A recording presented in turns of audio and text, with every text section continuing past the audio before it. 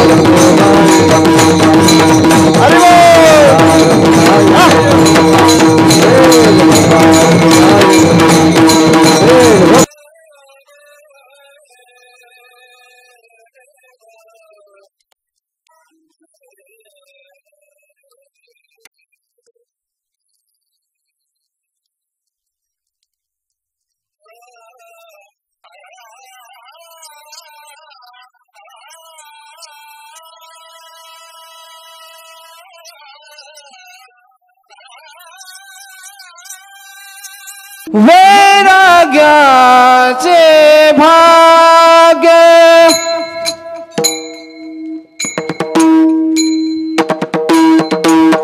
वैराग्याचे भाग्य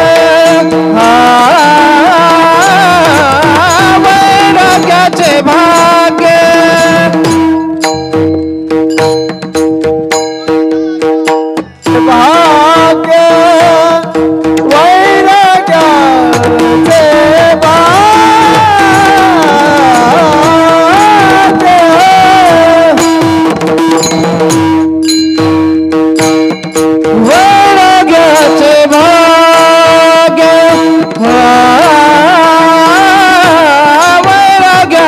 भाग्य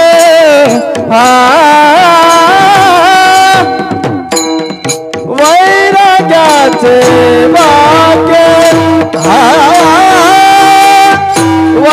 वैराग्याचे भाग्य संग हाचे नाग संत संग हाचे नाग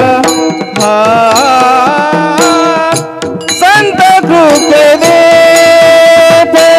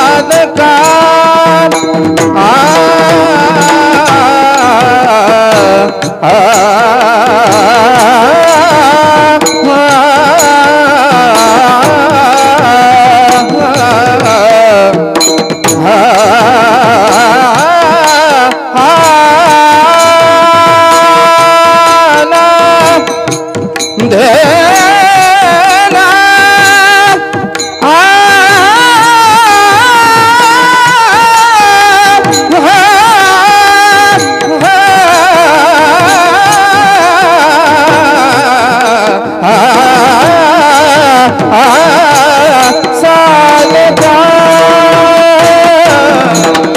हरि साधका निष्पाप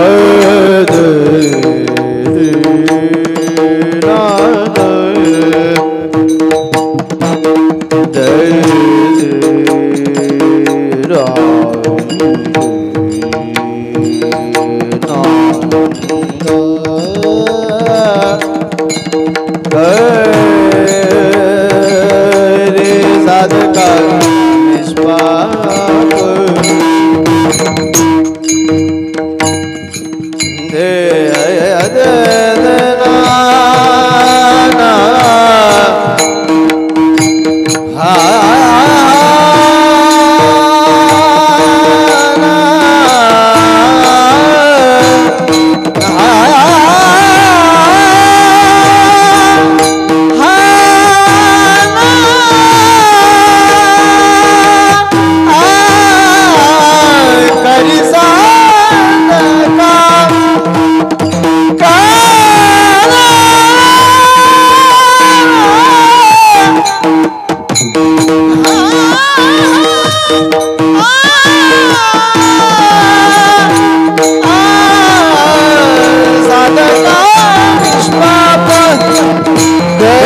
साधका निष्पाप निष्पाप करे साधका निष्पाप करे साधका निष्पाप संत कृपे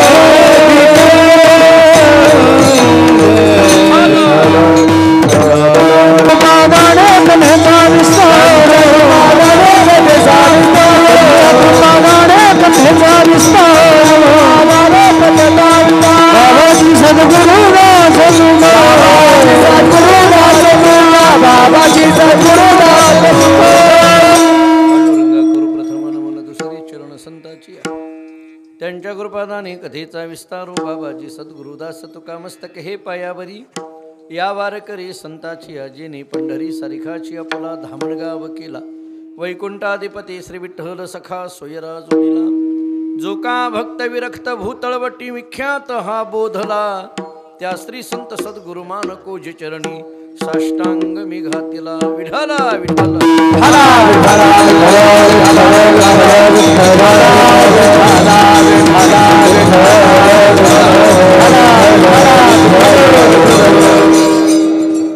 वैराग्याचे भाग्य संत संघाची लाग संत कृपेचे हे दीप करी साधका निष्पाप प्रस्तुत कीर्तन रूपी सेवेकरिता म्हणजे निरूपणाकरिता प्राप्त असणारा अभंग महान भगवत भक्त जगद्गुरु श्री संत तुकाराम महाराज यांचा अत्यंत प्रसिद्ध महत्त्वाचा संतांच्या कृपेचं महात्म्य सांगणारा गोडासा चारचरणाचा अभंग आहे। या अभंगातून जगद्गुरु श्री संत तुकाराम महाराज 3 प्रकाराच्या भाग्याचा विचार करतात। ऐका, एक वैराग्याचं भाग्य आहे, दुसरं ज्ञानाचं भाग्य आहे आणि तिसरं भक्तीचं भाग्य आहे। अभंगाच्या पहिल्या चरणामध्ये वैराग्याचं भाग्य आहे, अभंगाच्या तिसऱ्या चरणामध्ये ज्ञानाचं भाग्य आहे आणि अभंगाच्या चौथ्या चरणामध्ये भक्तीचं भाग्य आहे।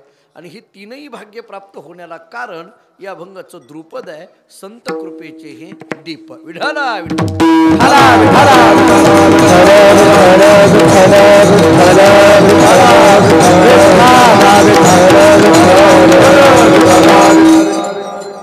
पवित्र भूमी असणाऱ्या या पारडी या नगरीमध्ये भगवंताच्या कृपेने साधू संतांच्या आशीर्वादाने हा उत्सव या ठिकाणी संपन्न होतो आहे। महाशिवरात्रीच्या निमित्ताने तथा कलशारोहणाच्या निमित्ताने हा भक्ती महोत्सव मोठ्या थाटामाटामध्ये या ठिकाणी संपन्न होतो आहे। या उत्सवामध्ये माझ्याकडे परमभाग्याने प्राप्त झालेली ही कीर्तनाची सेवा, समस्त ग्रामस्थ मंडळी, भजनी मंडळी, या परिसरामध्ये वारकरी संप्रदायाचं काम करणारी सर्वच पूजनीय महाराज मंडळी आणि या भागातील सर्व प्रतिथयश मंडळी या सर्वांच्या उपस्थितीमध्ये हा उत्सव संपन्न होतो आहे। महाशिवरात्र हे आपल्या भारतीय संस्कृतीमध्ये पर्व काळ मानला जातो. आपली भारतीय संस्कृती मुळातच उत्सवप्रिय संस्कृती आहे. याच्यामध्ये अनेक उत्सवांचं आयोजन आपल्याकडे केलं जातं. काही आध्यात्मिक उत्सव आहेत, काही सामाजिक उत्सव आहेत, काही सांस्कृतिक उत्सव आहेत. त्याच्यामध्ये कृष्णाष्टमी, रामनवमी, महाशिवरात्र, दत्त जयंती हे आपल्याकडे आध्यात्मिक उत्सव म्हणून याच्याकडे पाहिलं जातं. मुळातच ही संस्कृती अध्यात्माच्या पायावर उभी असल्यामुळे मन हे आपलं आध्यात्मिक या तत्वाला वाहिलेलं मन आहे. भारतीयांच्या मनाचा विचार जर आपण केला तर भारतीयांचं मन हे अध्यात्ममय बनलेलं आहे. थोडं आणखीन पुढं बोलायचं झालं तर कितीही बहिरंगातून एखादा मनुष्य नास्तिकवादी जरी दिसत असला तरी तो अंतरंगातून कुठंतरी अध्यात्ममय मन असल्याशिवाय त्याचं राहत नाही. आपल्याला अशी अनेक उदाहरणं देता येण्यासारखी आहेत. आणि म्हणून आध्यात्मिक मन ज्या संस्कृतीने बहाल केलं अशा एका उच्च भारतीय संस्कृतीमध्ये आपण आहोत. आणि महाशिवरात्रीचा हा पर्वकाळ माझ्या माहितीप्रमाणे संपूर्ण राज्यभर नव्हे देशभर मोठ्या उत्साहामध्ये या ठिकाणी संपन्न होतो आहे. योगायोगाने यावर्षी कलशारोहणाचाही एक निमित्त या उत्सवामध्ये या ठिकाणी आहे. आपल्याकडे कळसारोहण किंवा कलशारोहण याचा विचार करत असताना नामदेव यांचा अभंग नेहमीच्या पाठातला आहे. झळझळीत सोनसळा कळस दिसतो सोज्वळा. हा अभंग जवळजवळ आपल्या सगळ्यांच्या पाठातला आहे. याच्या पुढे जाऊन तुकोबरा असं बोलतात, तुका म्हणे मोक्ष देखील कळस तात्काळ हा नाश अहंकारा. कळस या शब्दाचा अर्थ आहे पूर्णता. कळश या शब्दाचा अर्थ आहे पूर्णता. म्हणजे एखाद्या मंदिरावर कलशारोहण केलं की नंतर काही मंदिराचं काम राहिलं असं म्हणता येत नाही. याचा अर्थ कलश या शब्दाचा अर्थ आहे पूर्ण. आपल्या जीवनाचा कळस व्हावा असं म्हटलं जातं. तो का झाला असे कळस, अशी जी बहिणी तुकोबरांच्या संबंधाने वापरलेली भाषा आहे. आपल्या जीवनाचा कळस व्हावा. थोडं आणखीन गमतीने बोलायचं झालं तर कळसाला पोहोचलेलं जीवन वेगळं आणि किळसवाणी असलेलं जीवन वेगळं. विठ्ठल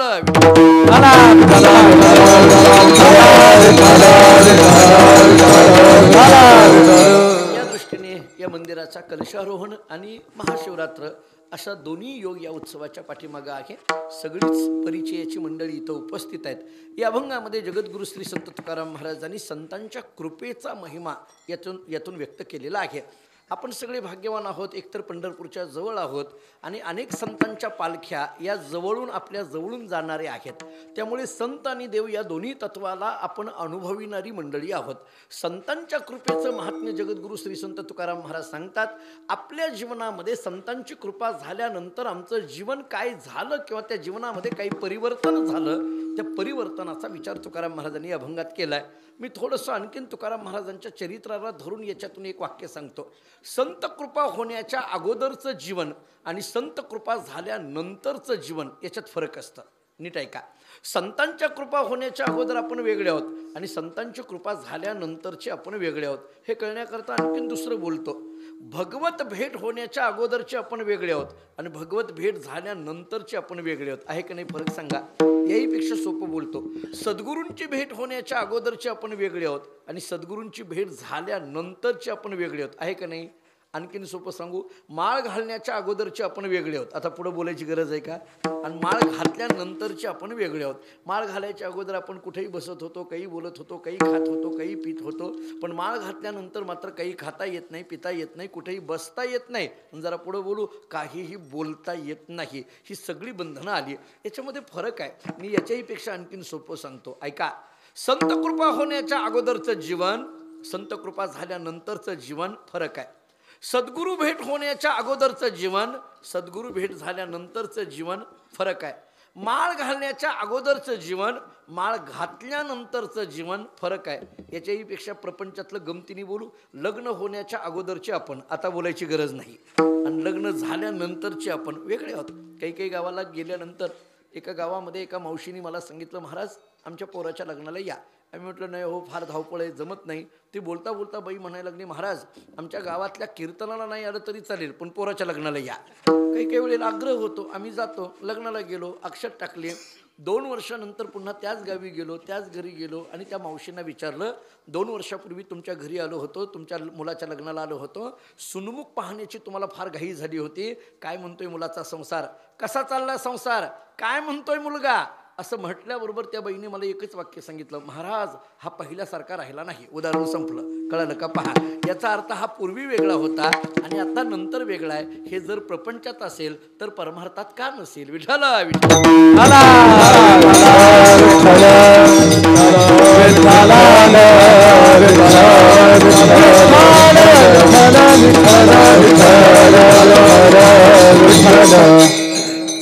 कारण आहे हार घालण्याच्या अगोदरचं बोलणं आणि हार घातल्यानंतरचं काढल्यानंतरचं बोलणं याच्यात फरक पडतोय. हे आपल्याला कळावं याच्याकरता हार काढले. काय असो, हे सगळं प्रेम आहे.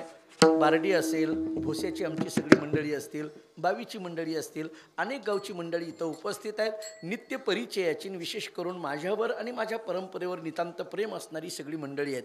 आपल्या सर्वांना स्मरून मी काही गोष्टी तत्त्वज्ञानाच्या दृष्टीने या अभंगातून आपल्यासमोर मांडतो. मला आपल्याला एवढं सांगायचं आहे, संतांची कृपा होण्याच्या अगोदरचं जीवन आणि संत कृपा झाल्यानंतरचं जीवन याच्यातला काही थोडासा फरक मला आपल्याला सांगायचा होता. जगद्गुरू श्री संत तुकाराम महाराजांच्या चरित्राच्या दृष्टीने विचार केला तर हा मुद्दा अत्यंत महत्त्वाचा आहे. खरं तर तुकाराम महाराजांच्या जीवनचरित्राचे असे 2 भाग करायचे का, याच्यावर एक थोडासा प्रश्नचिन्ह उपस्थित होण्यासारखं आहे. संत कृपा होण्याच्या अगोदरचं जीवन आणि संत कृपा झाल्यानंतरचं जीवन हे तुकोबारांच्या जीवनाच्या बाबतीत मुद्दे लागू पडतात का, असं जर विचारलं तर मी आपल्याला एकच रोजचं आरतीतलं प्रमाण देऊन पुढं जाईल. आरतीमध्ये आपल्या नेहमीची भाषा अशी आहे, तुकिता तुलनेसी ब्रह्म तुकासी आले, मनोनी रामेश्वरे चरणी मस्तक ठेविले. तुकिता तुलनेसी ब्रह्म तुकासी आले असं जर आपल्याला रामेश्वर भट्टांनी तुकाराम महाराजांचं वर्णन केलेलं असेल तर याचा अर्थ जगद्गुरू तुकाराम महाराज म्हणजे पूर्ण ब्रह्म असं जर म्हटलं असेल तर त्या पूर्ण ब्रह्म असलेल्या तत्वाचे असे 2 भाग करता येणार नाहीत, असं वेदांताच्या दृष्टीने विचार करता येण्यासारखं आहे. मग असे 2 भाग का केले गेले याचं एक साधं उत्तर देऊन पुढे जातो. सामान्य माणसाला सुद्धा या 2 भागाच्या माध्यमातून आपल्या जीवनामध्ये परिवर्तन करता यावं म्हणून तुकोबारांच्या चरित्राचे हे 2 भाग आहेत.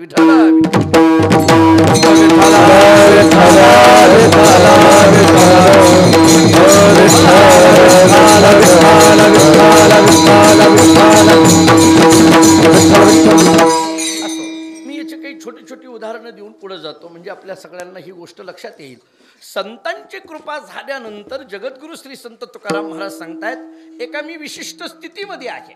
महाराजांच्या शब्दात बोलायचं झालं तर संत भेट होत नाहीये तोपर्यंत चिंता आहे आणि संत भेट झाल्यानंतर निश्चिंतता आहे. दोन्ही शब्द मी आपल्याला सांगतो. महाराजांचे शब्द पहा. तुकोबारांचा एक रोजचा अभंग आहे, पुसावेसी हेची वाटे जे जे भेटे तयासी, देव कृपा करील मज काय लाज राखील. याचा शेवट करताना तुकोबारांचे शब्द आहेत, तुका म्हणे चिंता वाटे कोण भेटे सांगेसा.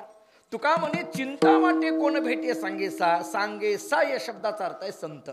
माझ्या जीवनामध्ये देवाची कृपा कधी होईल हे सांगणारे संत मला कधी भेटतील. तुका म्हणे चिंता वाटे.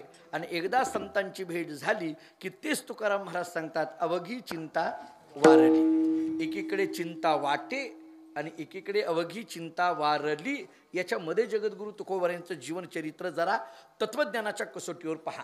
जोपर्यंत संत भेट होत नाही तोपर्यंत चिंता वाटे आणि संतांची भेट झाल्यानंतर चिंता वारली. वारली या शब्दाचा अर्थ मिली, जळाली. मी अनेक वेळेला गमतीने म्हणत असतो, चिंता वारली म्हटलंय, चिंता निघून गेली असं नाही म्हटलं. कारण महाराजांना माहीत होतं निघून गेलेली 8 दिवसात माघारी येते. मी चिंतेबद्दल बोलतो, दुसरं डोक्यात आणू नका. पण वारली म्हटलं की मेली, जळाली, पुन्हा उत्पत्ती नाहीये. यालाच वेदांतामध्ये जीवनमुक्तीची अवस्था म्हटलं जातं. थोडं आणखीन पुढे ऐका.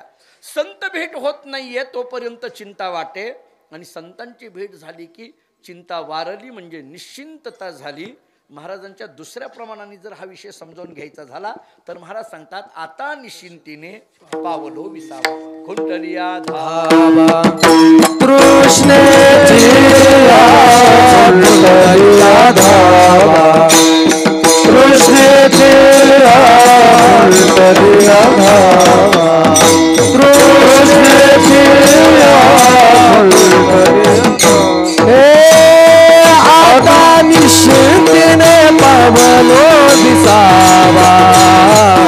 कुंडलिया धावा कृष्णेची कुंडलिया धावा कृष्णेचे आता निश्चिंतने पावलो विसावा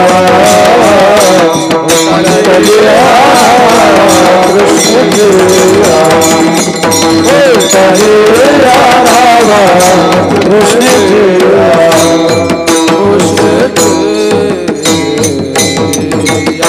आता निश्चिंतीने पावलो विसावा खुंटलिया धावा तृष्णेची या तृष्णा या शब्दाचा अर्थ इच्छा धावा या शब्दाचा अर्थ पळापळ आणि खुंटणं या शब्दाचा अर्थ थांबणं इच्छेची पळापळ थांबली चिंता संपली निश्चिंत अवस्था प्राप्त झाली कृतकृत्य झालो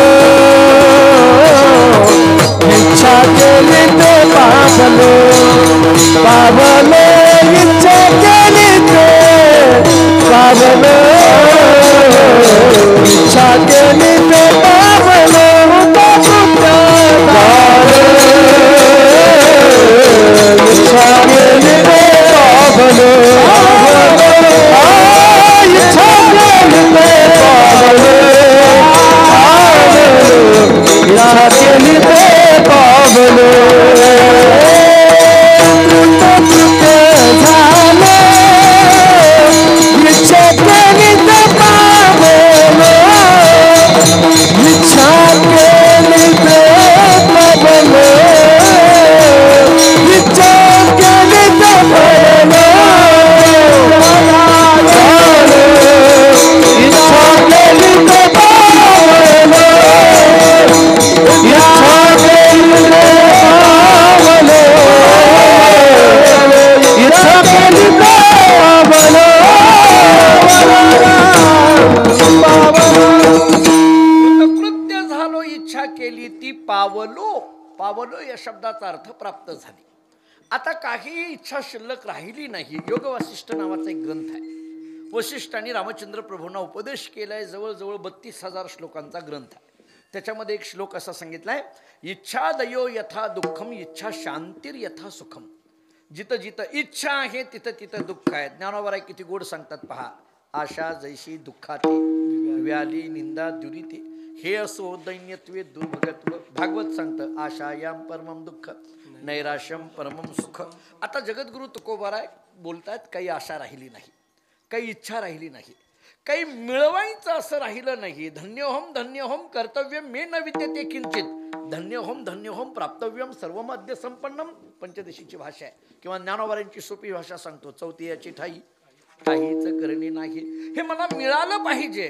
किंवा हे मला मिळालं नाही पाहिजे अशी कोणती इच्छा राहिली नाही नाद भागवत फार गोड सांगते याच्यावर प्राप्त लाभावस्था बाधू न शके साधूंच्या चित्ता चित्त घातले भगवंता या नाव निरपेक्षता चित्त घातले भगवंता या नाव निरपेक्षता आता काही मिळालं किंवा नाही मिळालं तरी कुठलंही सुखही राहिलं नाही दुःखही राहिलं नाही ऐका प्राप्त आणि अप्राप्तीच्या पलीकडे पोहोचणं मी आपल्याला याची उदाहरणं देऊन पटवून देतो हे प्राप्त आणि अप्राप्तीच्या पलीकडे पोहोचणं म्हणजे काय मानवी जीवनामध्ये एक विशिष्ट स्थिती अशी येत असते की त्या स्थितीमध्ये मिळालं तरी आनंद नसतो आणि नाही मिळालं तरी दुःख नसतं पाहतो जरा आपण सगळी काही अवांतर वाचन करणारी सुद्धा मंडळी आहोत किंवा आपण भारतीय संस्कृतीचा जरा सखोल अभ्यास करणारी मंडळी आहोत मी आपल्याला या स्थितीचं मानवी जीवनामध्ये कुठं वर्णन लागता येतं ते सांगतो प्राप्त झालं तरी त्याचं काही नाही आणि अप्राप्त झालं तरी त्याचं काही नाही अशी एक स्थिती येते आपल्याकडे 4 आश्रम सांगितले एक ब्रह्मचर्य आश्रम दुसरा गृहस्थ आश्रम तिसरा वानप्रस्थ आश्रम आणि चौथा संन्यास आश्रम एक साधारण गणित आपल्याला हे माहीत असेल आणि याच्यात एक जुने कीर्तनकार असं गणित सांगायचे जुन्या काळातली 1 ते 25 ब्रह्मचर्य आश्रम 25 ते 50 गृहस्थाश्रम 50 ते 75 वयापर्यंत वानप्रस्थ आश्रम आणि 75 ते 100 वयापर्यंत संन्यास आश्रम आता हे 100 धरून केलेलं गणित आहे हे लक्षात ठेवा आता आपला काही विषय नाही आपण 100चा विषय घ्यायचाच नाही म्हणजे मी तर अनेक वेळेला म्हणत असतो आता पूर्वी जीवेत शरदहा शतम असं म्हणत होते काही तर बोर्ड फार विचित्र लावतात तुम जीव हजारो साल खोटं असतंय होय कुठं असं असतं काय कुठं ते लावणाराही खोटा ज्याच्याबद्दल लावलं तेही खोटं असं नसतंय ते पण लागतो एक 100 वर्षाचं गणित धरून आपल्याकडे हे सांगितलं. नरदेह दुर्लभ जाना, 100 वर्षाची गणना, याच्यावर नाही गणित दिलं. मला असं वाटतं ब्रह्मचर्य आश्रम, गृहस्थ आश्रम, वानप्रस्थ आश्रम आणि संन्यास आश्रम जरा बारीक आहे का, याच्यामध्ये कोणता आश्रम धन्य आहे असं म्हटलं की शास्त्रांनी सांगितलं धन्यो गृहस्थ आश्रम हा. शास्त्र आम्हाला सांगतं गृहस्थ आश्रम हा धन्य आहे. आपण विवाहबद्ध होऊन ज्यावेळेस गृहस्थ आश्रम स्वीकारतो तो गृहस्थ आश्रम धन्य का धन्य म्हटलं त्याचं कारण सांगतो.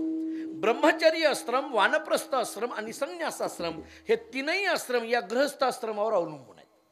कारण गृहस्थी आहे म्हणून संन्यासाश्रम चालतो ना, गृहस्थी आहे म्हणून वानप्रस्थ चालतं ना, गृहस्थी आहे म्हणून ब्रह्मचर्य आश्रम चालतो ना. याचा अर्थ धन्यो गृहस्थ आश्रम मान्य. पण जरा पुढे आहे का माझं बोल.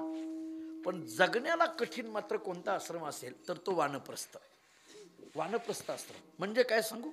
वानप्रस्थ आश्रमाचं वर्णन करताना संतांनी असं केलंय संयोगी वियोग.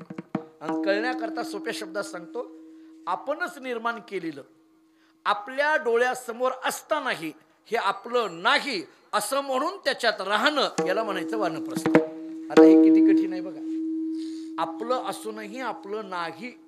आता आपलं असं आहे, आपलं ते आपलं पण दुसऱ्याचंही आपलं, आपली अशी स्थिती आहे. पण वानप्रस्थ आश्रम असं सांगतो आपल्या समोर असूनही त्याच्याबद्दल मनामध्ये ममत्व निर्माण न होणं याला म्हणायचं आहे वानप्रस्थ. समोर असूनही त्याच्याबद्दल ममत्व निर्माण न होणं याला वानप्रस्थ म्हटलं जातं. नाही कळालं तर मी रामायणातले एक पात्र डोळ्यासमोर ठेवतो. तुम्ही रामायण ऐकणारी मंडळी आहात. रामायणामध्ये एक महत्वाचं पात्र आहे. मला कधी आश्चर्य वाटतं शत्रुघ्न या शब्दाबद्दल. रामाबद्दल आपल्याला माहिती आहे, लक्ष्मणाबद्दल माहिती आहे, भरताबद्दल माहिती आहे, पण फारशी शत्रुघ्नाबद्दल माहिती नाही. माझा प्रश्न आहे शत्रुघ्नाने काही केलं नाही का रामायणामध्ये. खरं पाहायला गेलं राम लक्ष्मण 14 वर्ष वनवासात होते, भरत 14 वर्ष नंदीग्रामामध्ये होता. मग आपल्याला मला प्रश्न विचारायचा आहे 14 वर्ष अयोध्येच्या प्रजेच्या सुखदुःखामध्ये कोण सहभागी होतं. 14 वर्ष कौसल्या, सुमित्रा आणि कैकेयीला कोणी सांभाळ केला याचं एकच उत्तर येतं, त्याचं नाव शत्रुघ्न. सांगू आता पुढं. शत्रुघ्न एवढी सेवा करतो पण मी करतो असं कुठेही म्हणत नाही. मी करतो असं कुठेही म्हणत नाही. एक गमतीचं वाक्य सांगतो. जी माणसं काम करत असतात ती मी केलं असं कधी म्हणत नसतात, आणि जी मी केलं असं म्हणतात ती बहुतेक करत नसतात. लक्षात ठेवा, एक साधारण नियम आहे. शत्रुघ्न एवढं करतोय पण मलाही कधी कधी कळत नाही एवढं शत्रुघ्नाने सेवा करूनही त्याचं नाव का घेतलं जात नसेल. हो, का घेतलं जात नसेल.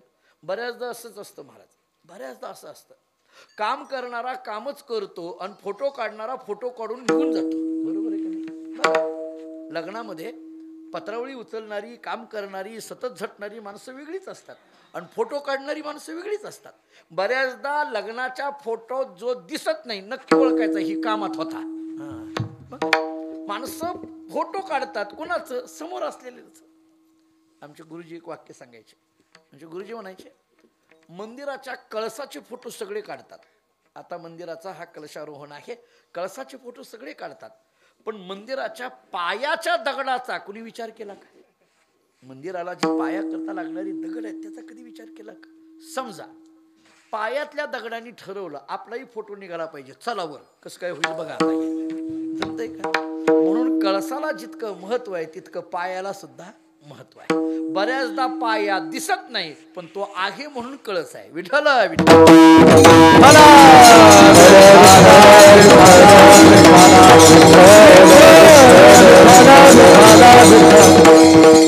शत्रुघ्न एवढी वर्ष सेवा करतो. मला त्याच्याही पुढे शत्रुघ्नाचं एक विशेष वाटतं. म्हणजे मला वाटलेलं, माझ्यापेक्षा वेगळं तुम्हाला सुचेल. मला असं वाटतं ती जी राजगादी आहे, राजगादी म्हणा, ठीक आहे, राजसिंहासन म्हणा, त्याच्यावरनं हा सगळा गोंधळ चाललाय ना. राम लक्ष्मण वनवासाला गेले काय, भरत नंदीग्रामामध्ये राहिला काय, त्या सगळ्या त्या राजगादीमुळेच ना. म्हणजे ते भरताला पाहिजे असे कैकेयीने मागणी केली, रामचंद्र प्रभू वनवासाला गेले, लक्ष्मण त्यांच्याबरोबर वनवासाला गेला. भरतानी सांगितलं माझा दादा तिथं जर अयोध्येत नसेल तर मी त्या गादीवर बसणार नाही, मी नंदीग्रामात थांबणार, मी अयोध्येत येणार नाही. सगळं त्या राजगादीच्या भोवती हे सगळं फिरत आहे. राजगादी, राजसिंहासन म्हणा, नाही कळालं तर खुर्ची म्हणा, म्हणजे कळत आहे त्याच्या भोवती सगळं फिरत आहे सध्या. ती काय खुर्ची. मला कधी कधी आश्चर्य वाटतं. बघा माझं बोलणं पटतंय का नाही. रामायणामध्ये मला असा एक माझा युक्तिवाद, 14 वर्ष राम लक्ष्मण त्या राजगादीवर बसत नाहीत. ऐका, 14 वर्ष राम लक्ष्मण त्या राजगादीवर बसत नाहीत. अहो ती राजगादी समोर नाहीयेच, ते राजसिंहासन समोर नाहीच. 14 वर्ष राम लक्ष्मण वनवासात आहेत, ते राजसिंहासन समोर नाही, त्याच्यावर ते बसत नाहीत. मान्य आहे, समोरच नाही तर बसायचा काय संबंध येतो? समोरच नाही, 14 वर्ष वनवासाला आहे. आता थोडं पुढलं ऐका. भरत 14 वर्ष त्या राजगादीवर किंवा त्या राजसिंहासनावर बसत नाही. अहो मान्य आहे, भरत तरी कुठे होते? नंदीग्रामात. अयोध्येपासून 2 किलोमीटर बाहेर असलेलं ते नंदीग्राम, तिथं होते. ते अयोध्येत आलेच नाहीत तर राजसिंहासन त्यांच्या समोर नाहीच, म्हणून ते बसले नाहीत. मला असं वाटतं, आपण बोलताना असं म्हणतो, बघा रामलक्ष्मणांनी 14 वर्ष त्या राजसिंहासनावर बसले नाहीत, किती मोठा त्याग. भरत 14 वर्ष त्या राजसिंहासनावर बसला नाही, किती मोठा त्याग. मान्य मान्य. पण मला थोडं पुढं बोलायचं आहे. या तिघांपेक्षा सुद्धा शत्रुघ्नाचा त्याग हा काकणभर अधिक आहे. सांगतो कसा. शत्रुघ्न अयोध्येत आहे, राज्यामध्ये आहे, दिवसभरामध्ये कित्येक वेळेला त्या राजसिंहासनाच्या समोरून जातोय, पण शत्रुघ्नाच्या मनामध्ये एकदाही येत नाही की या राजगादीवर बसावं. समोर असूनही त्याच्यावर बसावं वाटत नाही. मला वाटतं त्याग याला म्हणा. विठ्ठल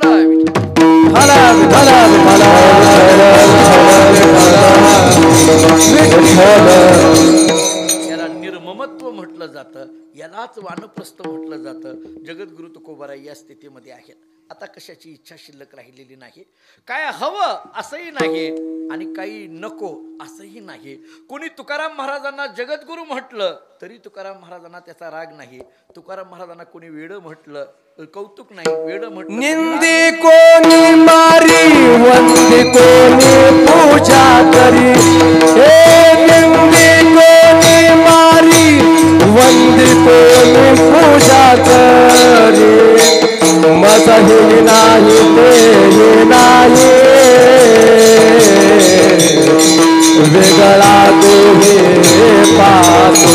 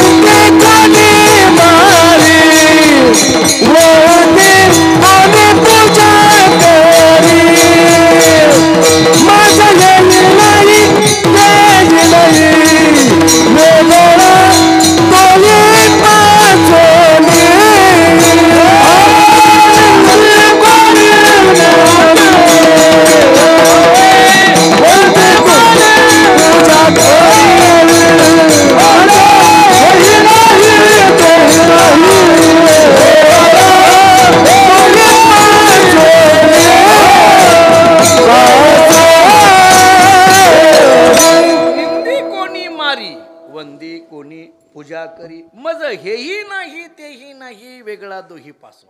महाराज सांगतात, आता मला त्याचं काही राहिलं नाही, कौतुकही नाही आणि कुणाबद्दल रागही नाही. तुकोबारांच्या चरित्रात एकाने फार काही वेळेला चरित्र फार गोड सांगितलं जातं. काय झालं म्हणे, तुकाराम महाराजांना आता ती सगळी गावातली मंडळी फार विचित्र पद्धतीने वागणारी, काही लोकांनी त्यांची ते गाढवावर बसून दिंड काढली म्हणे. गाढवावर बसवलं आणि मग लहान लहान पोरं कडेने ओरडायचे.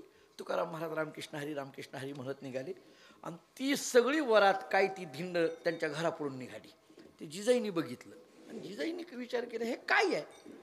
ते तुकाराम महाराजांनी त्या जिजाईकडे बघितलं. ते प्रेमाने आवले म्हणायचे. अगं आवले काय आहे म्हणून काय विचारते, तू म्हणत होती का नाही लग्न झाले पण वरात नाही, लग्न नाही झाले पण वरात नाही, ही वरात आहे म्हटली आपली. तिनं डोक्यालाच हात लावला. काय झालं डोक्याला हात लावला. अहो वरात आहे म्हणता, परंतु वराती करता घोडा लागतो, हे गाढव आहे ना म्हटले. तुकाराम महाराजांनी सांगितलं त्यात काय अवघड आहे, गाढवाचे घोडे आम्ही करू दृष्टी पुढे.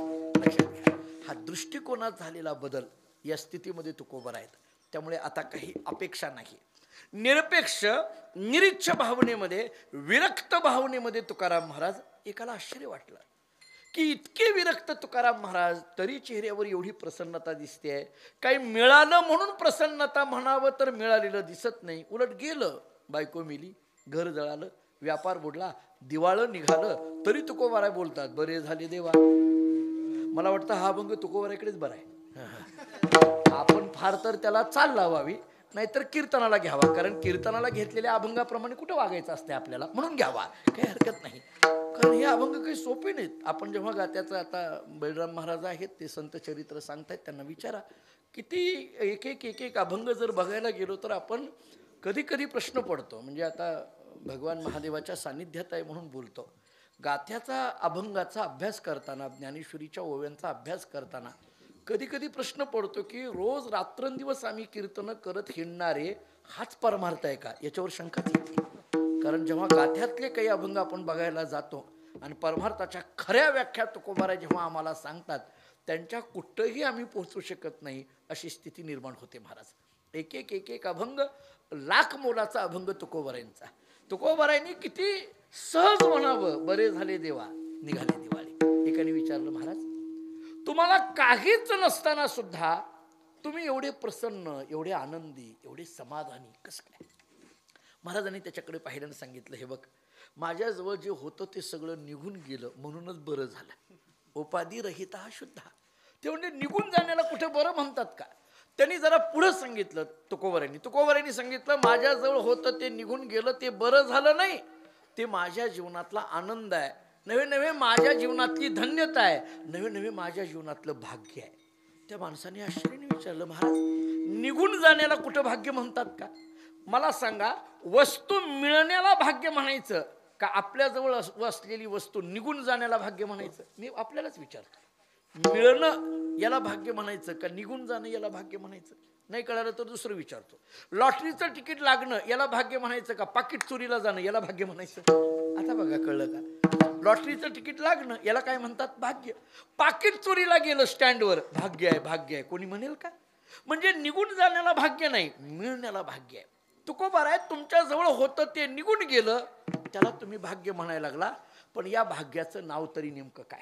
जसं व्यवहारामध्ये धनप्राप्तीचं भाग्य आहे, दाराप्राप्तीचं भाग्य आहे, पुत्रप्राप्तीचं भाग्य आहे. एखाद्याला पैसे मिळाले, लोक म्हणतात धनप्राप्ती झाली, भाग्यवान. एखाद्याचं लग्न होत नव्हतं, लग्न हे तर जरा जास्तच भाग्य आहे अलीकडल्या काळात. बाबा नशिबान आहे, तू तरला, आम्ही अलीक अडकलो, असं आहे.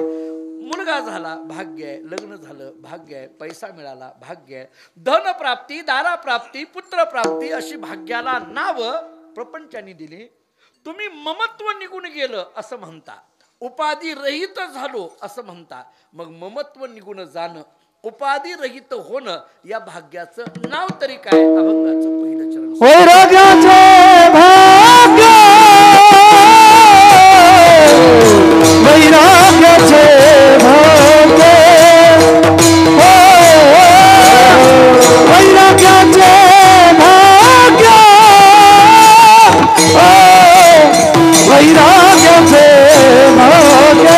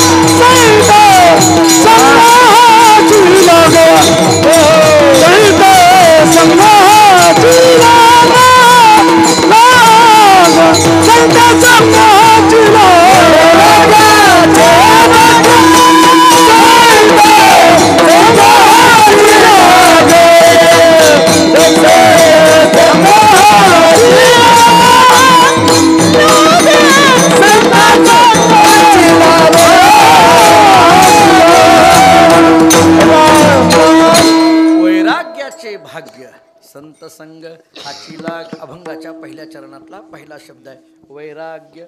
वैराग्य वैराग्य या शब्दाचा अर्थ काय? वैराग्य म्हणायचं कशाला? थोडं गमतीने बोलू, ऐका. वैराग्य वेगळं आणि वैताग वेगळा. लोक वैतागून पंढरपूरला येतात, लगेच ओळखू येतात. त्यातल्या त्यात चातुर्मासातली तर लगेच ओळखू येतात. विचार आता, आम्ही चातुर्मासात असतो, आम्हाला लोक भेटतात. वैराग्य आणि वैताग, वैराग्याची व्याख्या करताना वेदांतांनी अशी केली, हे लोकापासून परलोकापर्यंत मानलेल्या अनुकूल भोगाच्या त्यागाच्या इच्छेस वैराग्य असे म्हणतात. असं वेदांतांनी आम्हाला स्पष्ट सांगितलं. भोगाच्या त्यागाच्या, पण अनुकूल भोगाच्या. प्रतिकूल भोगाचा त्यागच असतो, तो त्याग करायची गरज नाही. अनुकूल म्हणजे आपल्या करिता असावं, आपल्या समोर असावं आणि मग ते आपण नको म्हणावं, याला म्हणायचं वैराग्य. छत्रपतींनी पाठवलेला सोन्याचा नजराणा जगद्गुरु तुकोबारांच्या समोर होता, तुकाराम महाराजांच्या करिता होता आणि त्या सोन्याकडे पाहून महाराजांचे शब्द आहेत, सोने रुपया महा मृत्तिके समान. आता काही काही लोक आमच्यात म्हणतात आम्ही घेत नाही. तुम्हाला कोणी देतच नाही तर घ्यायचं काय संबंध येतो? कोणीतरी द्यावं आणि मग नको म्हणावं. ते वेदांतांनी याला पुष्कळ चर्चा केली, मला त्याच्यात जायचं नाहीये. अनुकूल भोगाचा त्याग याला वैराग्य म्हणा. हा झाला वैराग्य शब्दाचा एक विचार. दुसरा सांगतो. दुसरा विचार असा सांगितलाय, आपला नेहमीचं प्रमाण आहे, भक्ती ते न मन वैराग्य तो त्याग. वैराग्य शब्दाचा अर्थ करताना महाराजांनी असा केला, त्याग म्हणजे वैराग्य.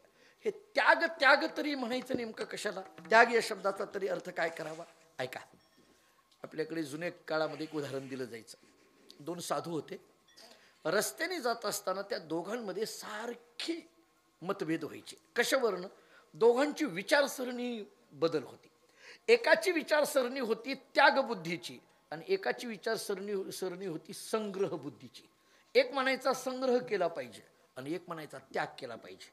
एक म्हणायचा साठवलं पाहिजे आणि एक म्हणायचा दिलं पाहिजे. ऐका. एक म्हणायचा साठवलं पाहिजे आणि दुसरा म्हणायचा दिलं पाहिजे. म्हणजेच संग्रह केला पाहिजे आणि दुसरा म्हणायचा त्याग केला पाहिजे. दोघांचं जमायचं नाही, मिळून राहायचं, पण या मुद्द्यावर जमायचंच नाही. दोघांचं मतभेद दोघांचे सारखे, मिळून तर असायचे. मतभेद त्या दोघांमध्ये. त्या अलीकडे म्हणतात ना, आमच्यात फक्त मतभेद आहेत, मनभेद, असं बरंचसं चाललेलं असतं. यांचा कसला भेद असतो त्यांनाच माहिती. हे फक्त आपल्याला भुलवण्याचा भेद आहे. विठ्ठला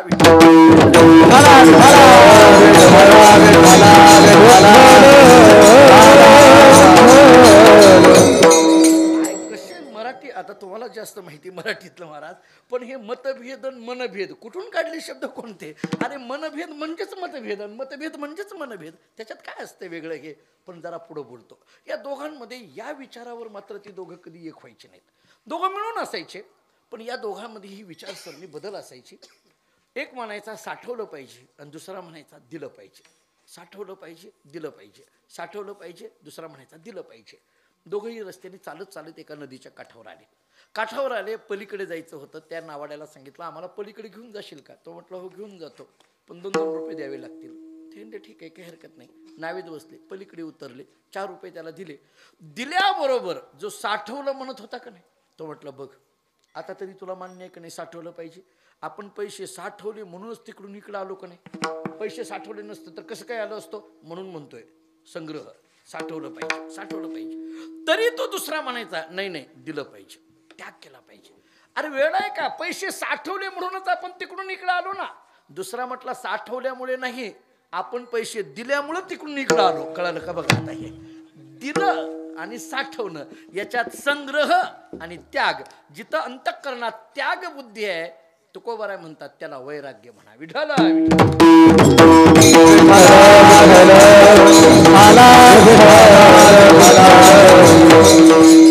दोन गोष्टी माझ्या झाल्या. एक अनुकूल भोगाच्या त्यागाच्या इच्छेस वैराग्य म्हणा. दुसरं आपल्या अंतःकरणातून एखाद्या वस्तूबद्दल त्याग निर्माण होणं, याला वैराग्य म्हणा. हे वैराग्य आम्हाला 4 पद्धतीने सांगितलं. एक विवेकपूर्वक वैराग्य, दुसरं दोषदृष्टीपूर्वक वैराग्य, तिसरं अरुचिपूर्वक वैराग्य आणि चौथं भगवत रतीपूर्वक वैराग्य. मला हे सगळे प्रकार भागवतातले विस्तार करण्यात वेळ घ्यायची नाही, पण एक मुद्दा बोलतो, नीट ऐका. वैराग्याला विवेकाचं अधिष्ठान असावं. सांगतो आपल्याला समजावून. वैराग्याला विवेकाचं अधिष्ठान असावं. विवेक म्हणजे काय? सार काय आणि असार काय हे कळणं, याचं नाव विवेक. रोजचं प्रमाण आहे. त्रिगुणासार, निर्गुण हे सार, सारासार, विचार, हरिपाठ. सार काय आणि असार काय हे कळणं यालाच विवेक म्हणा. आणि या विवेकावर आधारित असलेलं जे वैराग्य त्याला विवेकपूर्वक वैराग्य म्हणा. विवेकासहित वैराग्याचे बळ. बळ कसं असावं वैराग्याचं, ते विवेकासहित असावं. जरा थोडं गमतीने बोलायचं झालं तर ज्या वैराग्याला विवेकाचं बळ आहे ना तेच वैराग्य टिकतं. बाकीचे वैराग्य टिकत नाही. त्याला विवेकाचं. विवेक सांगतो, आणखीन सोपं सांगतो. ही वस्तू खोटी आहे हे कळालं की त्याच्याबद्दल अंतःकरणात ममत्व राहत नाही. याला म्हणा विवेकासहित वैराग्याचं बळ. पटलं का बघा. नाही उदाहरण देतो, कल्पना करा, ऐका. माझ्याकडे 50,000 आहेत असं समजा. मी समजा म्हणतोय, आपल्याकडे नाहीत इतके, आपल्याकडे पण एक 50,000 आहेत अशी कल्पना करा. आणि मी ते 50,000 रुपये इथं देऊन जाणार आहे, इथं सप्त्याला देऊन जाणार आहे. तुम्ही म्हणाल पहिलाच महाराज भेटला देणारा, बाकी सगळे घेणारे. बरं ठरवून कधी कधी म्हणतो मी, नेहमी नाही. म्हणले मी देणार आहे. तुम्ही म्हणाल देणार, हो मी देणार आहे. मला खरंच वाटायला लागले तुम्हाला 50,000 द्यावे. पण एक लक्षात ठेवा, त्या 50 नोटा आहेत आणि जुन्या 1000च्या नोटा आहेत. कळालं का तुम्हाला? नोटबंदीच्या त्या काळातल्या जुन्या पूर्वीच्या 1000च्या नोटा 50 माझ्याकडे मी ठेवून जाणार आहे. कोण घेईल का? 1000ची नोट जी बाजारात आता चालत नाही, ती बाजारातून आता बाद झालेली नोट आहे, ती कोणीतरी घेईल का? मी इथं ठेवली. लहान लेकरू सुद्धा तिला हात लावणार नाही, कारण तिला माहित आहे त्या लेकराला ही नोट आता चालत नाही. आता नीट ऐका, नोट समोर आहे तरी आम्हाला घ्यावी वाटत नाही, म्हणजे वैराग्य आलं. पण का आलं? कारण ही नोट खोटी आहे हे कळाल्यामुळे आलं. याला विवेकसहित वैराग्य. विठ्ठल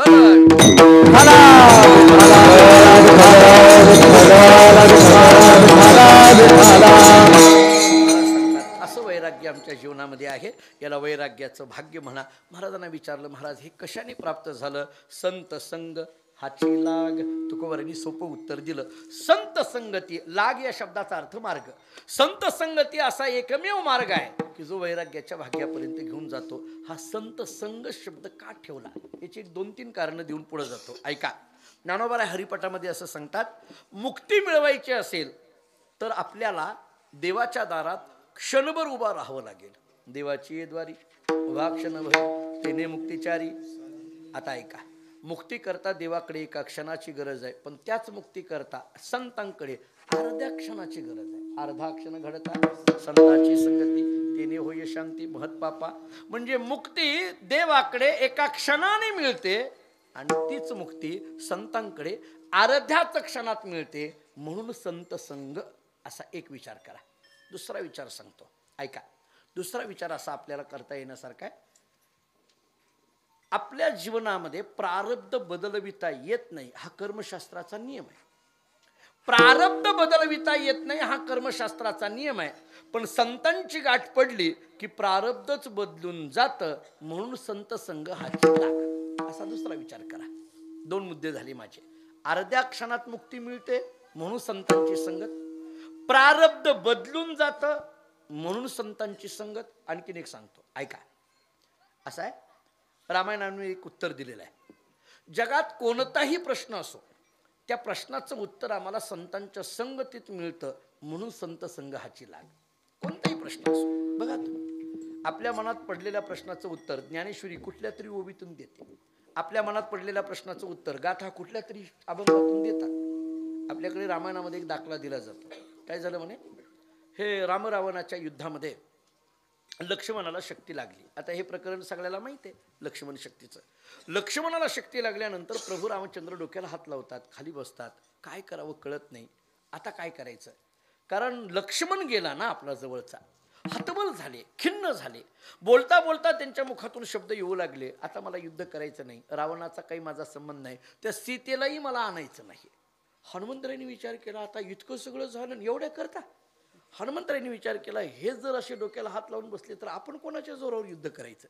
मुख्य माणसानं कधी डोक्याला हात लावून बसायचं नसतं. जर उभा निवडणुकीला उभा राहिलेल्या माणसाने जर म्हटलं आपलं काही खरं आहे, ती काय निवडून येत असं त्यानं म्हणून जमायचं नसतं. त्यानं असं म्हणावं लागतं, कायम आपणच येणार आहेत, आपणच येणार आहेत असं म्हणावं लागतं त्यानं. आता हे रामचंद्र प्रभू प्रमुख आणि यांनीच डोक्याला हात लावला हनुमंतरायांनी विचार केला, मग बाकीची सेना काय मागे येणार आहे का? प्रभू रामचंद्रांच्या जवळ हनुमंतराय जातात, बारीक आहे का रामायण, आणि म्हणतात, प्रभू काय तुम्ही लक्ष्मणाला शक्ती लागली म्हणून एवढं दुःख वाटायची काय गरज आहे? ठीक आहे ना, काहीतरी औषधोपचार असले ते करू, नाहीतर जाऊ द्या. महत्वाचं सीतेला घेऊन येणं आहे. आता तुम्ही डोक्याला हात लावून बसू नका, सीतेला घेऊन येणं महत्वाचं आहे. प्रभू रामचंद्र हनुमंतरायाकडे पाहतात आणि हनुमंताला म्हणतात, हनुमंता, लक्ष्मणाला शक्ती लागली हे महत्वाचं नाहीये, सीतेला घेऊन येणं महत्वाचं आहे, असं तुझं म्हणणं आहे ना? म्हटले हो. मग नीट ऐक. रामप्रभू सांगतात हनुमंतरायाला, हनुमंतराय तुम्ही नीट ऐका, या जगामध्ये एखाद्या वेळेस सीतेसारखी दुसरी स्त्री भेटेल, पण लक्ष्मणासारखा दुसरा भाऊ भेटणार नाही. म्हटले विचार करण्यासारखा. सीतेसारखी दुसरी स्त्री भेटेल, पण लक्ष्मण या शब्दाचा अर्थ लक्ष्मणच, बाकी कुणी नाही. आता ते स्वतंत्र कधीतरी चिंतन करता येण्यासारखं आहे की राम आणि लक्ष्मण या दोघांतलं नातं काय, यांना भाऊ भाऊ म्हणायचं काय, यांना मित्र म्हणायचं काय, यांना देव आणि भक्त म्हणायचं, स्वतंत्र चिंतन आहे. ऐका, मग आता काय करायचं? म्हणले काहीतरी करावं लागेल. तेवढ्यात बिभीषणांनी सांगितलं एक काम करू. म्हणले काय? एक सुषेण नावाचा वैद्य आहे, तो औषधोपचार करेल, त्याला घेऊन यावं लागेल. त्याला घेऊन आले. घेऊन आल्यानंतर त्याला सांगितलं औषध दे. ते म्हटलं आपण देणार नाही. ती सुषेण काही देईना. ते बिभीषणांनी सांगितलं अरे बाबा औषध दे. तो म्हटला नाही. म्हटले का? मी तिकडल्या पार्टीचा आहे, इकडे कसं काय? हे गोंधळ तेव्हापासूनचेच आहे हे सगळे. त्याने बिभीषणांनी सांगितलं तू असलं म्हणू नको, तू वैद्य आहेस, वैद्यानं असलं करायचं नसतं. म्हटले तू काय करणं आहे, तुला औषध देणं हे तुझं रोग्याला काम आहे, तू औषध दे. बिभीषणाने विनंती केली, सुषेण ऐकेना. सुग्रीवानी विनंती केली तरी सुषेण ऐकेना. हे बघितल्याबरोबर हनुमंतरायाच्या लक्षात आलं. हनुमंतरायांनी त्याला जरा बाजूला घेतलं, हातातली गदा दाखवली. ते काही काही लोकांना असंच करावं लागतं. म्हणजे ते गदेशिवाय त्यांना कळतही नाही काय करावं. त्या हातातली गदा बघितल्याबरोबर ते सुषेणाच्या लक्षात आलं, आपण जर नाही सांगितलं तर प्रथम पुण्यस्मरण वर्ष श्राद्ध आपलं हितच आहे. त्यानं आपले दोन्ही हात जोडले आणि मारू नका. म्हणजे मग औषध सांगतो, पण कोण घेऊन येणार, लांब आहे औषध, कोण आणणार, कोणाला कळणार. हनुमंतरायांनी सांगितलं ते डोकं तू लावू नकोस, तुला जेवढं कळतं तेवढं तू बोल. आणि तुम्हाला एक सांगू का, आपला आवाका केवढा तेवढंच माणसानं बोलावं, आपल्या आवाक्याच्या बाहेर जाऊ नये. माणसं आपल्या आवाक्याच्या बाहेर बोलतात कधी कधी. आता मला सांगा, हे दोघंही मृदंग वादक आहेत, किती गोड त्यांचं वाजवणं चाललंय, ते बरोबर सगळं. काही काही माणसं उगीच, आता इथं नाहीये पण काही काही ठिकाणी बसल्यानंतर उगच त्या पकवाज वाजला जरा कमी झालंय ते जाज, अरे तू कशाला बोलायला लागला गप ना. त्यांना बोलवलंय कशा करता आता इथंही, त्यांना त्यातलं माहिती आहे ते कमी झालंय का जास्त झालंय, कुणीकडनं हाणायचं कुणीकडनं फोडायचं ते त्यांना माहिती आहे ना. कशाला आपण कधी कधी माणसं आपल्या आवाक्याच्या बाहेर जाऊन बोलत राहतात. तुम्ही त्यांना विचारा, बाबा लग्गी कशी वाजवायची, सरपटी कशी वाजवायची, ठाईचे बोल कसे वाजवायचे, किंवा ज्ञानोबा तुकारामचे बोल कसे वाजवायचे, त्यांना कळेल. कारण त्यातलं त्यांना ज्ञान आहे, त्यांना बरं वाटेल. आता हे सगळीच गायक आहेत, हनुमंतराय महाराज आहेत, आमचे गणेश महाराज आहेत, बलराम महाराज आहेत, भजनातली तरबीज माणसं. यांना तुम्ही काय विचारलं पाहिजे, काकड्याच्या चाली विचारा, आंधळा पांगळा कसा म्हणायचा विचारा, वासदेव कसा म्हणायचा विचारा, यांना त्यातलं कळतं. मी कीर्तनकार आहे, तुम्ही मला काय विचारलं पाहिजे, ज्ञानेश्वरीतली ओवी, गात्यातला अभंग, वेदांतातली प्रक्रिया. मला एकाने विचारलं, महाराज तुमचं लग्न झालं काय घेणं देणं तुम्हाला, किती मुलं आहेत आणि किती मुली आहेत, पंढरपुरात कुणीकडे राहता, काय गरज आहे. काही काही माणसं अनावश्यक चर्चा करत राहतात. आपला आवाका. हनुमंतरायांनी सांगितलं ते डोकं तू लावू नकोस, तू फक्त औषध सांग, कसं घेऊन यायचं काय घेऊन यायचं ते आम्ही बघू. त्यांनी सांगितलं द्रोणागिरी पर्वतावर जावं लागेल, ती संजीवनी नावाची वल्ली आणावी लागेल, सूर्योदयाच्या अगोदर घेऊन यावी लागेल. हनुमंतरायांनी सांगितलं ठीक आहे. हनुमंतराय गेले आणि तिथं गेल्यानंतर त्यांना ते औषध सापडलं नाही, म्हणून त्यांनी पर्वत उचलला असं आपण ऐकत आलो. बरोबर आहे की नाही? असं आपण ऐकत आलो, लहानपणापासून आम्ही ऐकतो, तुम्ही ऐकतो. मला कधी कधी प्रश्न पडतो, पर्वत उचलला का, औषध सापडलं नाही. मला हे जरा वाक्य बरंच वाटत नाही. औषध सापडलं नाही म्हणजे पर्वत उचलला, पर्वत उचलला हे कौतुक आहे, पण औषध सापडलं नाही हा अपमान आहे ना हनुमंतरायाचा. कसं सापडत नाही हो, बुद्धिमत्ता वरिष्ठ, त्यांना कसं सापडणार नाही, मग पर्वत का उचलला. मी गमतीने अर्थ असं सांगत असतो, हनुमंतरायाला औषध सापडलं नाही असं नाही, पण तरी पर्वत उचलला. याच्याकरता हनुमंतरायांनी विचार केला, आता लक्ष्मणाला शक्ती लागली आहे, मला पाठवलंय, उद्या आणखीन कोणाला तर शक्ती लागल्यानंतर मलाच यायचं आहे, औषधाचं दुकान तिथं नेऊन ठेवलेलं बरं, बाकीचे गोंधळ नको. रामायण असं मोकळ्या मनाने ऐकत चाला, मोकळ्या मनाने. रामायण असा ग्रंथ आहे ज्याला जशी रामचंद्र प्रभू कृपा करतील तसा भाव निघतो. ऐका तुम्ही बघा, भावार्थ रामायण जरा डोळ्यासमोर घ्या, किंवा तुलसीदासजीचं रामायण घ्या, वाल्मिकी रामायण घ्या. जसा रामचंद्र प्रभूंची कृपा होईल तसे तसे प्रत्येकाचे. मी या कथेतून असा भाव काढला, गणेश महाराज वेगळाच काढतील, बलराम महाराज आणखीन वेगळा काढतील. जशी जशी कृपा होईल तसे तसे भाव निघत राहतात. रामायणकारांनी भाव काढले पाहिजे. भाव वाढवण्यापेक्षा आपण त्याच्यातून असे भाव वेगवेगळ्या पद्धतीचे काढले पाहिजे आणि समाजाच्या समोर मांडले पाहिजे. नाविन्य गुरुवरी भाऊ सांगायचे. आता आमच्या पाठशाळेतच बलराम महाराज चातुर्मासात होते, त्यांना विचारा. आमचे भाऊ असं सांगायचे, गुरुवरी भाऊ तुम्हालाही माहिती आहे, भाऊ असं सांगायचे काहीतरी अपूर्व काढा, म्हणजे काहीतरी वेगळे पण सांगा. एखादी कथा कथाच असते, पण त्याच्यातला वेगळेपणा समाजाला देणं हे कथाकाराचं कर्तव्य असतं. विठ्ठल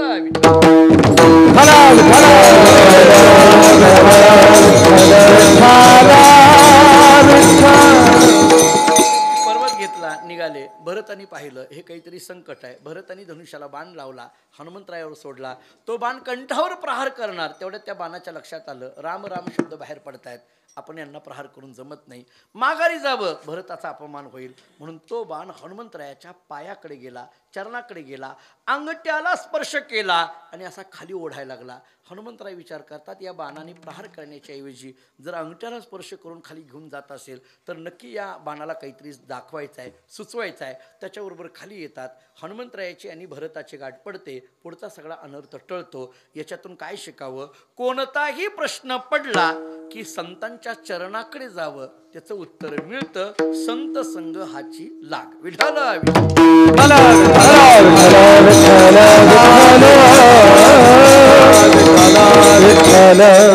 अर्ध्याच क्षणात मुक्ती देणारी संतांची संगती आहे. प्रारब्धच बदलून टाकणारी संतांची संगती आहे. प्रश्नाची उत्तर देणारी संतांची संगती आहे. भक्ती, ज्ञान, कर्म याचा समन्वय जीवनात आणणारी संतांची संगती आहे. तुकाराम महाराज सांगतात संत संग हाची लाग.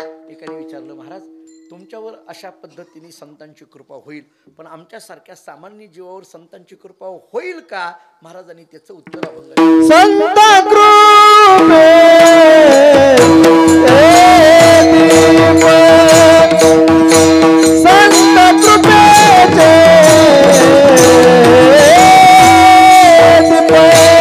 एवढाच प्रकाश येणार. आपल्या घरामध्ये बल्ब आहे, त्या बल्ब जेवढ्या खोलीमध्ये आपण लावला तेवढाच प्रकाश येणार. त्याचा काही सगळीकडे प्रकाश होत नाही, मर्यादित जागा. जुन्या काळामध्ये एक उदाहरण द्यायचं. काय झालं म्हणे, आपल्याकडे पूर्वी गावांमध्ये लग्न लागण्याकरता काही मंगल कार्यालय नसायची, नाहीच. आता अलीकडे पुष्कळ मंगल कार्यालय झाली. पूर्वी एकाच्या घरचं लग्न, ते पाहुण्या रावळ्यांना खोल्या दिल्या शाळेच्या उतरायला, तेव्हा लाईटची पण सोय नाही.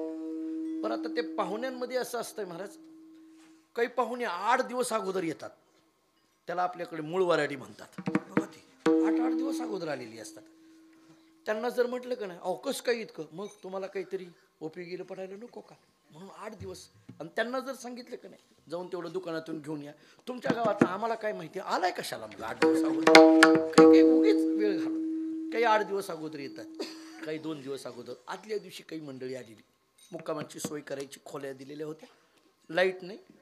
ते सगळे पाहुणे ओरडायला लागले, अरे लाईट नाही किंवा प्रकाश नाही, काही बत्ती नाही, उजेड नाही, काय करायचं.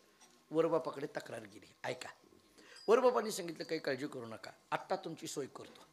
त्यांनी काही केलं, एक गॅस बत्ती एका नोकराजवळ दिली आणि सांगितले ही बत्ती घेऊन जा, शाळेच्या खोल्यात ना 5-6, हो पाहुणे उतरले तिकडं, हो ही बत्ती घेऊन जायची.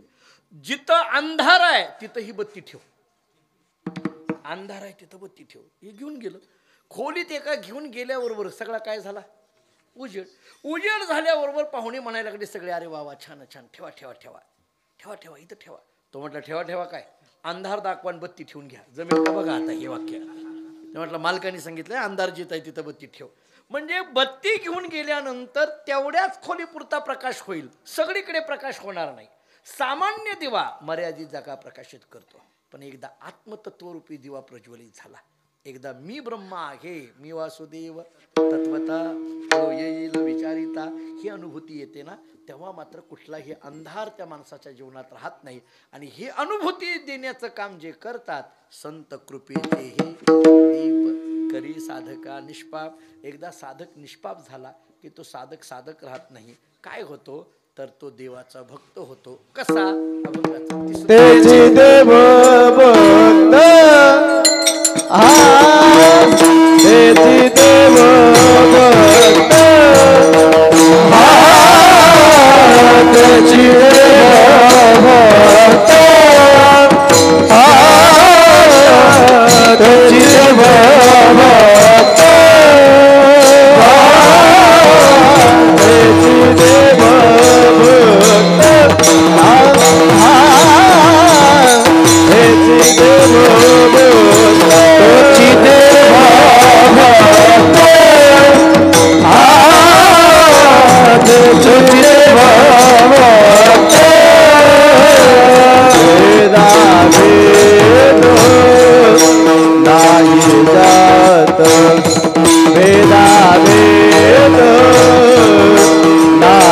जात भेदा भेद नाही जात हा संत कृपेचे दीप हा संत कृपेचे दीप हा भेदा भेद नाही जात भेदा भेद नाही जात भेदा भेद नाही जात संत देव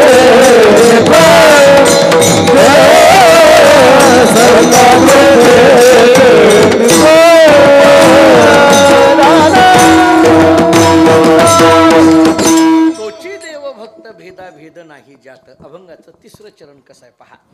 तोची देव भक्त महाराज सांगतात त्यालाच देवाचा भक्त म्हणा. भेदा भेद नाही जात जिथं भेदही राहिला नाही आणि अभेदही राहिला नाही. भेदा भेद भ्रम अमंगळ पण भूमिका कोणती आहे. विष्णुमय जग वैष्णवांचा विष्णुमय अशी स्थिती ज्यांची झाली किंवा ज्ञानोबा हरिपाठातली भाषा सांगतो. सर्वागटी राम किंवा भरला घन दाट जनिवनी अवघा देव वासनेचा पुसावा ठाव. भागवत आम्हाला सांगतं सर्व भूतेशी पश्येत भगवत भाव महात्मना भूत आणि भगवत्यात्मन एश हा भागवतो महाज्ञानेश्वरी सांगते. जे जे भेटे भूत ते ते मानी जे भगवंत. नाथ भागवत आम्हाला सांगतं जग पाहता दिसे विषम परी विषमे देखे सम ब्रह्म तेची समदर्शी परमहा गुण निरुपम पै. चौथा आपल्या ऐकण्यातली वाक्य सांगून पुढे जातो. ज्ञानोबा रेड्यामध्ये देव पाहतात कथा सगळ्यालाच माहिती आहे. ज्ञानदेव म्हणे तोही माझा आत्मा. नामदेवराय कुत्र्यामध्ये देव पाहतात. एकनाथ महाराज गाढवामध्ये देव पाहतात. तुकाराम महाराज पाखरामध्ये देव पाहतात. मी ज्या परंपरेत आहे मानकोजी बोधले महाराज आपण ऐकून आहात. करकम जवळ आहे भजलिंग महाराज ही परंपरा मानकोजी महाराजांचीच परंपरा. मानकोजी बोधले महाराज शेतामध्ये गेले. शेतामध्ये गेल्याबरोबर त्यांनी 2 साप बघितले. 2 साप पाहिल्याबरोबर ती विठ्ठल रुक्मिणी अशी श्रद्धा निर्माण झाली. दोन्ही उचलले डोक्यावर घेतले घरी आले आणि देवघरात ठेवले. सापांना देवघरात ठेवलं. त्यांच्या बायकोचं नाव ममताई. ती काही कामानिमित्त बाहेर येते देवघरात पाहते तर भले मोठेच्या मोठे साप मोठ्याने ओरडायला लागली. कुणाला तरी बोलवा काठी घेऊन या. मानकोजी बोधले महाराजांनी विचारलं का ग काय झालं कुणाला का बोलवायचं. ते म्हटले आपल्या घरात साप निघाले. म्हटले कुठे बघा म्हटले देवघरात दिसत नाहीत का. महाराजांनी ते पाहिलं. महाराज हसायला लागले. ममताईने विचारलं हसायला काय झालं. मानकोजी महाराजांनी सांगितलं अगं ममता तू ज्यांना साप म्हणते ते काही साप आहेत का. ती माझी विठ्ठल रुक्मिणी आहे. ममताईने सांगितलं हे असलं कीर्तनात सांगायचं घरात नाही. म्हणे सर्प विंचून नारायण वंदावे दुरून का घरी घेऊन यावे शो नाही असं म्हटलंय ना. सापामध्ये त्यांनी देव पाहिला. मला एवढंच सांगायचं आहे. पुढली कथा सांगण्यात वेळ घ्यायची नाही. चराचरामध्ये परमात्मा पाहणं अशी स्थिती ज्यांची येते महाराज सांगतात तोची देवभक्त भेदाभेद नाही जात. तिथं भेदही राहिला नाही आणि अभेदही राहिला नाही. आता प्रश्न असा आहे भेद गेल्यानंतर जो येतो तो अभेद असतो. पण महाराज म्हणतात इथं अभेदही राहिला नाही. मग जर भेद गेल्यानंतर अभेद आहे आणि अभेद गेल्यानंतर मग राहतं काय. वेदांतामध्ये त्याला कल्पित भेद म्हटलं जातं. ते ओळखायचं कसं. अभंगाचं शेवटचं तुका प्रेम नाच गाये तुका प्रेम नाच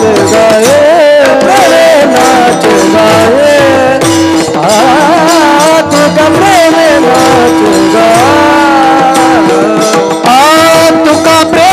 नाच गाये तुका प्रेम नाच गाये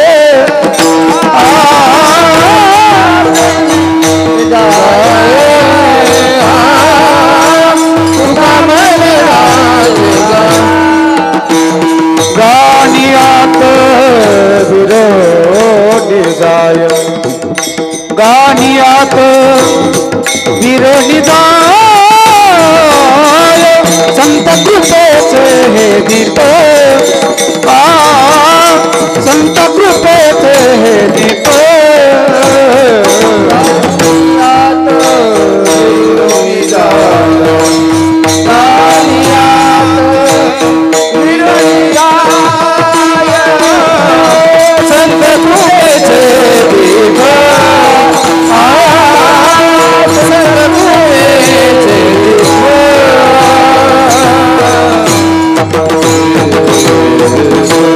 का प्रेमे गाय गाणी आत विरोणी जाय. अभंगाचं शेवटचं चरण जरा नीट ऐका. तुका प्रेमे नाचे गाय. तुकोबाराय सांगतात प्रेमे नाचे आणि प्रेमे गाय. हे प्रेम शब्द दोन्हीकडे लावा. प्रेमे नाचे, माणसाने नाचावं. ऐका, नाचावं, प्रेमाने नाचावं, पण कीर्तनातच नाचावं. हे तितकंच खरं आहे. आता अलीकडली पिढी कुठं नाचते सांगायची गरज नाही. पण तुकोबाराय नामदेवराय बोलतात नाचू कीर्तनाची ज्ञानदीप लवू जगी, किंवा जेथे विठूचे देऊळ तेथे तुकयाचा गोंधळ. गाये नाचे उडे आपोलिया छंदे, मनाच्या आनंदे आवडीने नाचावं. एक. दुसरा मुद्दा सांगतात गावं. किती गावं? गाता गाता गाणियात विरुणी जाय इतकं गावं. भजन करता करता भज्य स्वरूप होणं. देवाची या चाडे आळवावे देवा, याला गायन म्हटलं जातं, याला गाणं म्हटलं जातं. आपल्याकडे तानसेनाचं उदाहरण दिलं जातं. आता तानसेन मोठा गायक, सगळ्यांना माहित आहे. ते एक दिवशी बादशहाने त्याला विचारलं म्हणे तू एवढा सुंदर गातो तर तुझे गुरुजी किती चांगले गात असतील. ते म्हटलं ते काही असं सांगता येणार नाही, तुम्हाला ऐकायला यावं लागेल प्रत्यक्ष. म्हणजे चल. म्हणजे बादशहा तानसेन दोघंही त्यांच्या गुरुजीकडे गेले. त्यांच्या गुरुजींचं नाव होतं हरिदास. वृंदावनामध्ये मधुबनाच्या काठावर आजही त्यांची एक समाधी दाखवली जाते हरिदासांची. ते तानसेनाचे गुरु. ते मग त्या आश्रमात गेले. आश्रमामध्ये गेले तर ते हरिदास असे डोळे झाकून बसलेले होते. काय त्यांची ध्यानधारणा चाललेली असेल. पुढं तबला ठेवलेला होता, ती पेटी ठेवलेली होती, तंबोरा ठेवलेला होता. तानसेनाने राजाला सांगितलं तुम्ही इथं झाडाखालीच बसा, मी आतमध्ये जातो, इथं बसूनच ऐका म्हटले. आत गेला, पाहतोय तर गुरुजी डोळे झाकून बसलेले. तानसेनाने विचारलं आता हे डोळे झाकून बसले, भजन कसं काय व्हायचं? डोळे झाकून भजन होत नाही. हा, भजन ऐकता ऐकता डोळे झाकले जातात, ती गोष्ट नाही. लोक म्हणतात चांगला डोळा लागला तुमच्या भजनात. बरोबर आहे, बरेचदा असं घडतं. आता भजनाचं काय घेऊन बसला, आता लोकांना कीर्तनात सुद्धा चांगला डोळा लागतो. चांगली छानपैकी झोपतात. काही काही वेळे फार गंमत असते. ते मित्र अनेकदा म्हणत असतो, नामदेव यांची भाषा कीर्तनी बैसता निद्रे नागविले जे म्हटलं जातं ना, मोठं गमतीच आहे. नामदेवराय, तुकोबाराय या सगळ्या संतांच्या प्रमाणातून आपल्याला हे लक्षात येतं. तानसेनाने विचार केला हे तर डोळे झाकून बसले, कसं भजन व्हायचं? त्याने ते तबला घेतला, त्याच्यावरती थाप टाकली. ते चांगलं स्वराला लागलेलं होतं. त्याने काय केलं, ते गटे काढले, हातोडीने ठोकाठोके केली, ते बिघडून टाकलं. चांगलं होतं ते बिघडून टाकलं. बऱ्याच लोकांना चांगलं चाललेलं बिघडवायची सवय, ते टाकलं ठोकाठोके करून बिघडून टाकलं. आता मग ते त्याच्यावर थाप टाकायला लागलं. ते खऱ्या गायकाला अपस्वर कधी सहन होत नाही. मस्के सर, आपला विषय नाही, ते खऱ्या गायकाचा सांगतोय. आता आपला कुठं स्वराचा विषय आहे. ते खऱ्या गायकाला, आता यांना विचारा, ही भजनातली तरबीज माणसं जर ते थाप टाकलं की त्यांना लगेच कळतं ते कमी कोणतं आहे जास्त कोणतं आहे. ते अपस्वर कधी सहन होत नाही. ते एकदम थाप टाकायला लागल्याबरोबर त्यांनी ते अपस्वर कानावर पडल्याबरोबर हरिदासांनी डोळे उघडले आणि विचारलं अरे तो तबला नीट लावला नाही, तंबोरा नीट लावला नाही, वेड्यासारखं तो वाजवायला लागला. आणि इकडं तो तबला घेतला, तंबोरा घेतला आणि तो व्यवस्थित लावला. लावल्याबरोबर भजन करावं वाटायला लागला. कारण काय आहे, ज्याच्या त्याच्या, आता या मंडळींनी कुठं पकवाज बघितला की ती थाप टाकूच वाटते, किंवा पेटी बघितली की एकतरी नोटेशन वाजवूच वाटतं. तसं ते सगळं सामुग्री समोर आली. हरिदासांना वाटायला लागलं भजन करावं. हरिदासांनी भजन सुरू केलं. आता ते हरिदासांचं भजन एवढं गोड भजन, परिसर सगळा मंत्रमुग्ध झाला. बराच वेळ ते भजन चाललं. भजन संपल्यानंतर तानसेनाने आपल्या गुरुजींचं दर्शन घेतलं, बाहेर आला. बादशहाने सांगितलं तानसेना एवढं सुंदर भजन आजपर्यंत मी कधी ऐकलं नाही, बस तृप्त झालो म्हटले. किती गोड भजन. तो म्हटला म्हणूनच तुम्हाला म्हटलं होतं प्रत्यक्ष चला. इथपर्यंत ठीक होतं. पण बादशाह पुढलं एक वाक्य बोलला. तो म्हटला का रे तानसेना, तुझे गुरुजी एवढे सुंदर गातात, तू काय एवढं चांगलं गात नाही? लोकाला दुसऱ्याची चाल बिघडली म्हणायची फार सवय आहे महाराज. हा, नाही जरा स्वरातच नव्हती, मात्र्यातच नव्हती, तुझं बघ, बाकीच्याचं जाऊ दे. कधी कधी लोकांना चुकीचं म्हणायची सवय. तसं त्यांनी सांगितलं बादशहाने, का रे तानसेना, तुझे गुरुजी एवढे चांगले गातात, तू काय एवढं चांगलं गात नाही? आता तो तानसेन, त्या तानसेनाने हजर जबाबीपणाने उत्तर दिलं. तानसेनाने सांगितलं राजेसाहेब त्याचं कारण आहे, माझे गुरुजी देवाकरता गातात म्हणून एवढे चांगले गातात, आणि मी तुमच्या करता गातो म्हणून असला गातो, बाकी काही नाही म्हटले. देवाची या चाडे आळवावे देवा. म्हणून तुका प्रेमे नाचे गाय, गानियात विरोणी जाय, संत कृपेचे हे दीप करी साधका निष्पाप. जरा शब्दांकडे लक्ष द्या. पहिल्या चरणामध्ये वैराग्य असा शब्द आहे, तिसऱ्या चरणामध्ये भेदाभेद नाही जात असा शब्द आहे, आणि चौथ्या चरणामध्ये गानियात विरोणी जाय असा शब्द आहे. मला वाटतं पहिल्या चरणामध्ये वैराग्य सांगितलं, तिसऱ्या चरणामध्ये ज्ञान सांगितलं, चौथ्या चरणामध्ये भक्ती सांगितली. आणि हे वैराग्य, हे ज्ञान आणि ही भक्ती मिळायचे असेल तर याचं द्रुपद गरजेचं आहे. संत कृपेचे हे दीप. संतांच्या कृपेशिवाय वैराग्य नाही, संतांच्या कृपेशिवाय ज्ञान नाही, आणि संतांच्या कृपेशिवाय भक्ती नाही. या अभंगाचा उपक्रम उपसंहार करायचा झाला तर या अभंगाचा उपक्रम आहे वैराग्य, आणि या अभंगाचा उपसंहार आहे गानियात विरोणी जाय. वैराग्याची परिणिती म्हणजे विरोणी जाय, आणि विरोणी जाय याचा उपक्रम म्हणजे वैराग्य. आणि हे उपक्रम आणि उपसंहार यायचा असेल तर संतांची कृपा पाहिजे. ज्ञानेश्वर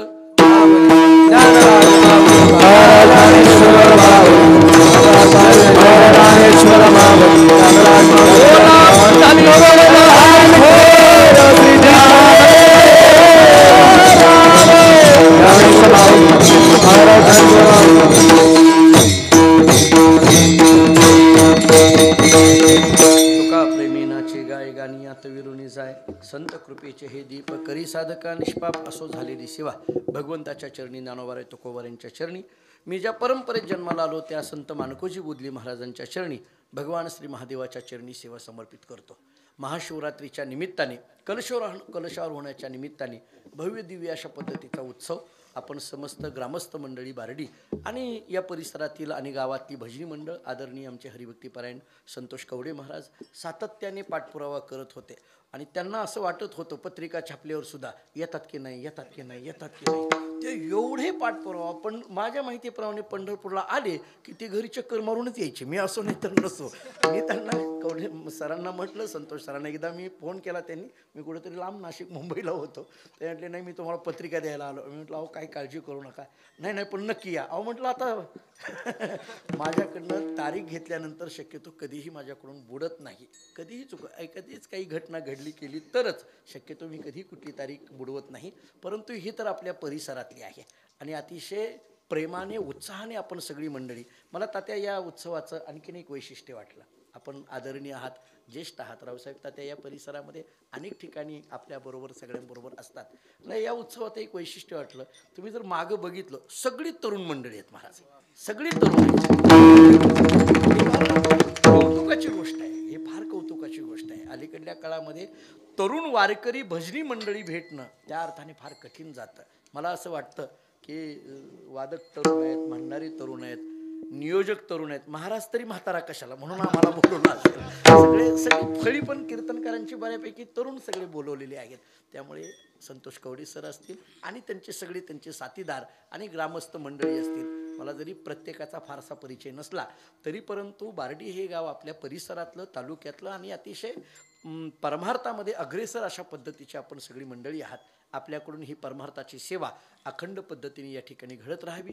भगवान महादेवाचा कृपाशीर्वाद आपल्या सर्वांवर या ठिकाणी अखंड राहावा ही भावना व्यक्त करतो. पुनश्च एकदा ही सेवा भगवंताच्या चरणी, ज्ञानोबा तुकोबारांच्या चरणी, मानकोजी बोधले महाराजांच्या चरणी सेवा समर्पित करतो. आमच्या परंपरेप्रमाणे मानकोजी बोधराज हे 1 मिनिटाचं भजन होईल. नंतर संयोजक ज्या पद्धतीने सूचना करतील तशी या कीर्तनाची सांगतो. मानकोजी बोधला, मानकोजी बोधला, मानकोजी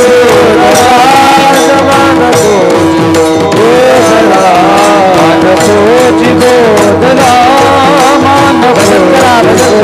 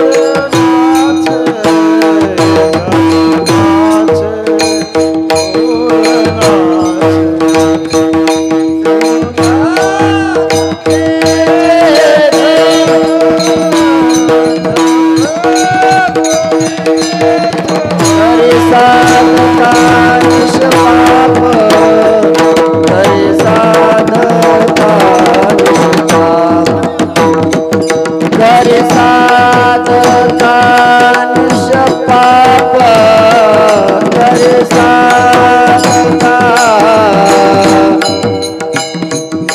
करे साधका